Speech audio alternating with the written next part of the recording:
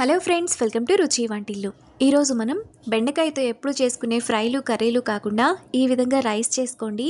పిల్లలకు లంచ్ బాక్స్లోకి పెట్టడానికి చాలా బాగుంటుంది. ఈ రైస్ని మనం 10 నిమిషాల్లో చాలా ఈజీగా ప్రిపేర్ చేసుకోవచ్చు. టేస్ట్ కూడా చాలా బాగుంటుంది.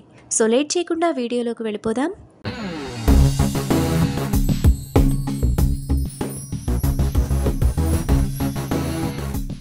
ముందుగా బెండకాయ రైస్ చేసుకోవడానికి స్టవ్ మీద ప్యాన్ పెట్టుకొని అందులో 1 టేబుల్ స్పూన్ ఆయిల్ వేసుకోవాలి.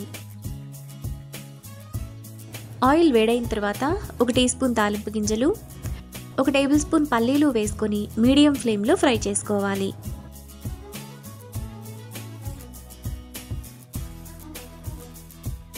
ఆవాలు చిటపట్లాడిన తర్వాత అందులో పొడవుగా కట్ చేసుకున్న 2 పచ్చిమిరపకాయలు, 1 రెమ్మ కరివేపాకు, 15 కడిగి తుడిచిన బెండకాయలను ఇలా చిన్న చిన్న ముక్కలుగా కట్ చేసుకొని వేసుకోవాలి.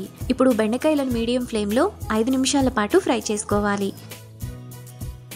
5 నిమిషాల తర్వాత బెండకాయలు మనకు ఈ విధంగా వేగిపోతాయి. ఇప్పుడు టేస్ట్కి తగినంత 1 టీ స్పూన్ కారం, 1/2 టీ స్పూన్ గరం మసాలా వేసుకొని 1/2 నిమిషం పాటు మీడియం ఫ్లేమ్లో కలుపుకోవాలి. కారం ఇంకొంచెం ఎక్కువ కావాలనుకున్నా వేసుకోవచ్చు. ఇలా కలుపుకున్న తర్వాత అందులో 200 గ్రాములు ఉడికించిన రైస్ను వేసుకోవాలి. ఇప్పుడు రైస్ అంతా మసాలాలో కలిసేలా 1 నిమిషం పాటు మీడియం ఫ్లేమ్లో కలుపుకోవాలి.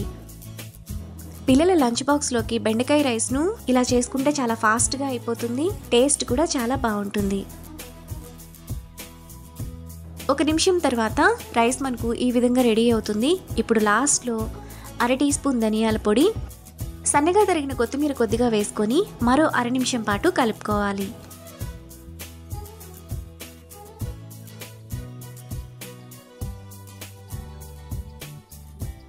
మనకు చాలా టేస్టీగా బెండకాయ రైస్ రెడీ అయిపోయింది. ఇప్పుడు ఈ రైస్ను వేడివేడిగా సర్వ్ చేసుకున్న పిల్లలకు లంచ్ బాక్స్లోకి పెట్టినా చాలా బాగుంటుంది. అంతే, ఎంతో సింపుల్గా టేస్టీగా చేసుకునే బెండకాయ రైస్ రెడీ. ఈ రెసిపీని మీరు కూడా ట్రై చేసి మీకు టేస్ట్ ఎలా కుదిరిందో నాకు కామెంట్స్లో షేర్ చేయండి.